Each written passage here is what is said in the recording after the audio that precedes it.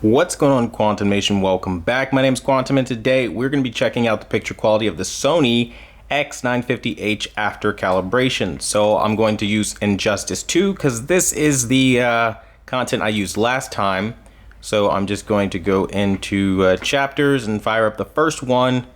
I went in and turned off the audio, so hopefully we are good to go there. And we're just going to load up the content and see how it goes.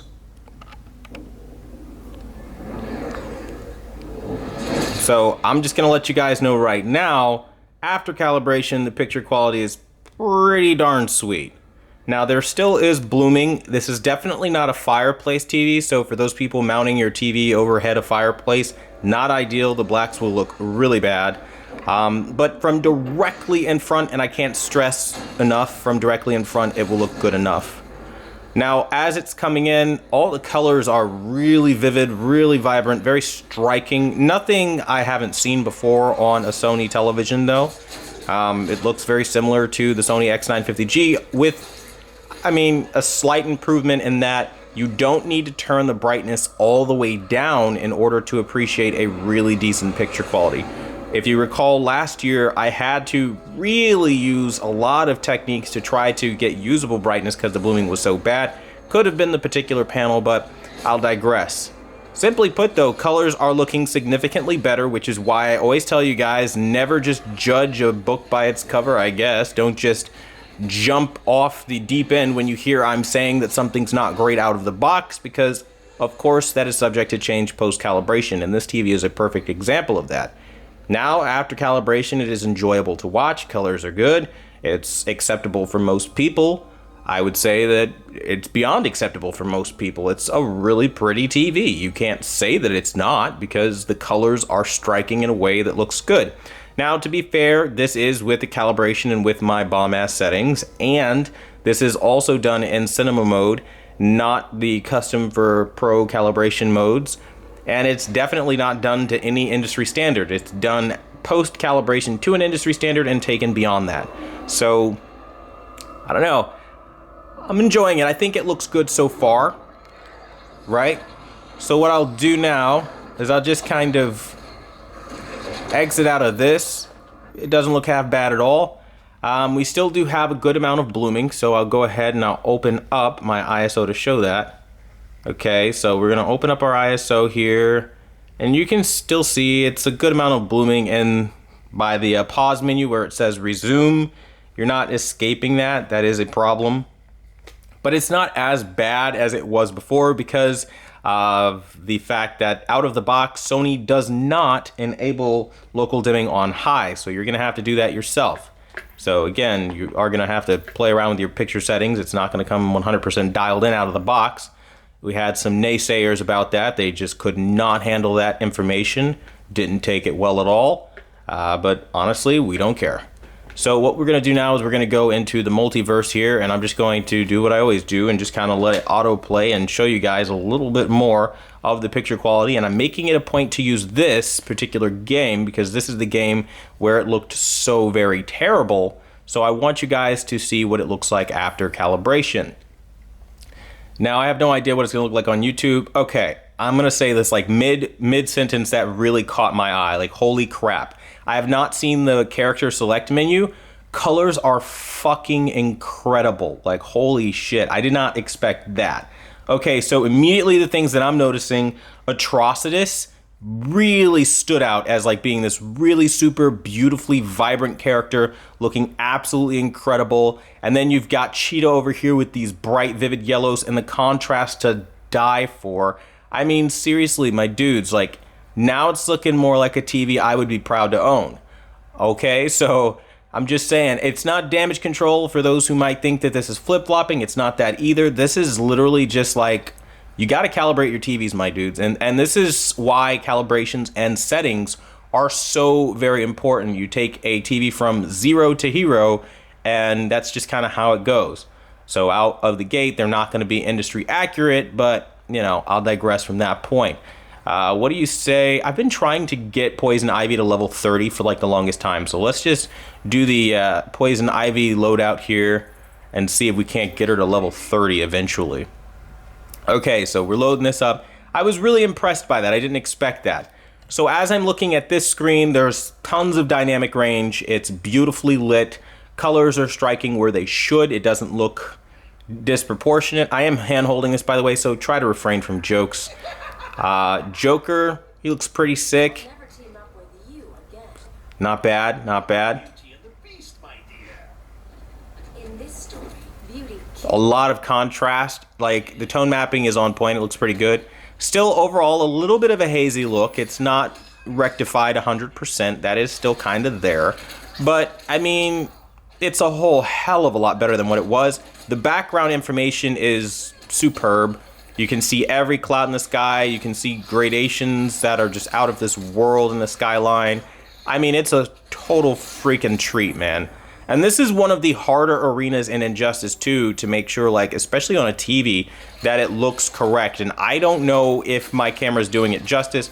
I don't know if the ISO is jacking it up. I don't know if I should raise the ISO, if I should lower the ISO.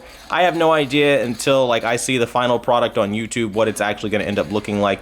So I'm not going to raise the ISO. I'll just leave it right where it was. But, oh my goodness, it looks great. Now, when they went to that scene, though, as the lights went out, I did see a good deal of blooming around the name bars. So blooming is definitely a problem on this TV. It is not a blackroom TV. I would not recommend that. Again, though, blooming is something that you can forgive if the picture quality and other aspects are on point. And I've got to say, so far, from what I'm seeing, the other aspects are pretty nice. The motion is good. It's not like the most fluid thing I've ever seen, but it's pretty decent for what it is. It's not like the A8G. I feel like the A8G is terrible for motion. This looks pretty damn sweet.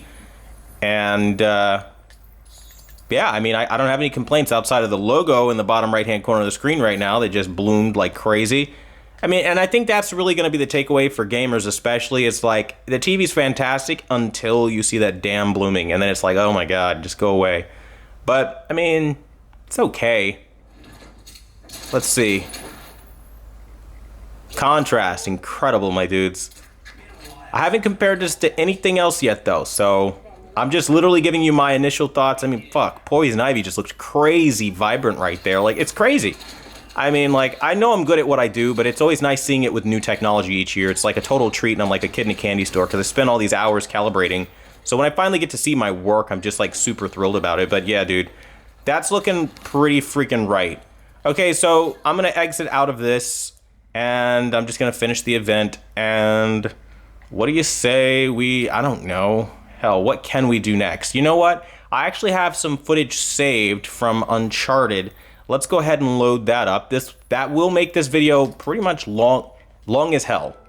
But I think it's okay if we make it long as hell for the sake of giving you guys the content and showing you exactly what you wanted to see, which is the picture quality. Okay, so I'm going to show you my screenshots here, and there's tons of shadow detail. I have every single color that I need. I don't really want for anything out of this particular image right here. As I go into this, I'm seeing a lot of blooming in the right-hand corner of the screen when they had the Next logo on. Like, you see that 2 out of 8, that does have a good amount of blooming, whether it shows on YouTube or not. Is kind of irrelevant. There's also a good amount of blooming around Nadine Ross's shoulder. I can open up my ISO and show you that. It's kind of gray there. It's not the cleanest I've ever seen, but without overexposing it, I'm going to try to lower it down to right about where I see it in real life, which honestly looks about like 500. It's so hard to get these light conditions correct, so just bear with me here. So here we are going to look at Nathan when he's younger in the monastery, and yeah, I mean, it looks freaking sick.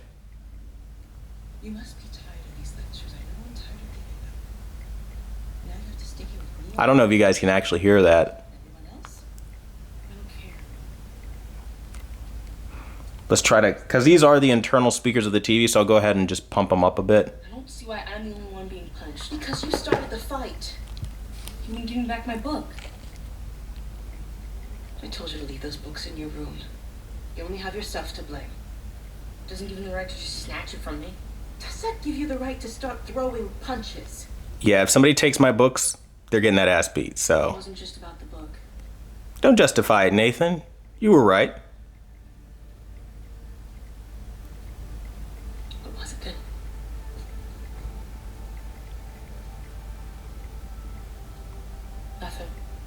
I'll save it for confession.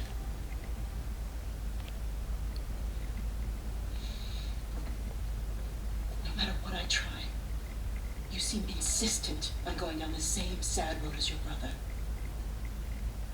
What a waste. Bitch say she got a mouth on her, right? Thus, domestic abuse was invented.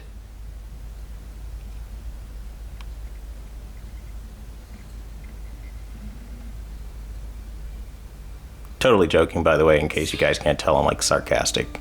Kinda, not sorta. Kinda, though. Just saying, slick mouth people get what they got coming to them, you know what I'm saying? I could use this one, but no, I got a more showy one. Huh, that's weird.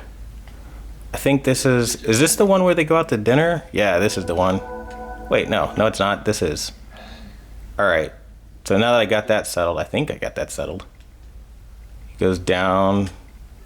Hell, how long is this one? I don't even know. There. I think it's the 8th one. Yeah, it's the 8th one. All right. Actually, I just let this play out. Is that what we're calling it these days? I was. The best scene in Uncharted for visuals. I'm just wrapping up here. Oh, yeah, sure thing. Thanks. As he opens the fridge, it looks very nice. Tons of contrast. Brightness is on point. And I know there was requests to play Red Dead and to play like other shooters. I don't play shooters, guys. So, you know, I mean, Star Wars Battlefront 2 and like Call of Duty Advanced Warfare, maybe. I mean, like that, I don't touch those games, but that's kind of it. Done. Okay. Oh. Finish it? Yeah. A lot of detail. You know, it's probably too long. Now the camera doesn't really look like it looks on my end. I'm going to lower it down a bit. Starving. Don't know if that's accurate. Don't know what it's going to look like, but I'm just trying to go as I go. What? It looks really good, though. Got none of that. Oh, sorry. Not the best I've ever seen this scene, though. Oh, it was fine. Mm-hmm. Typical day in paradise. Mm-hmm. I got to pull a bunch of garbage out of a river. Yes. At least you got to go for a swim. Did you find any exciting garbage? Oh, it's brilliant stuff. It was a early 21st century truck. We got, apparently the natives called it a semi.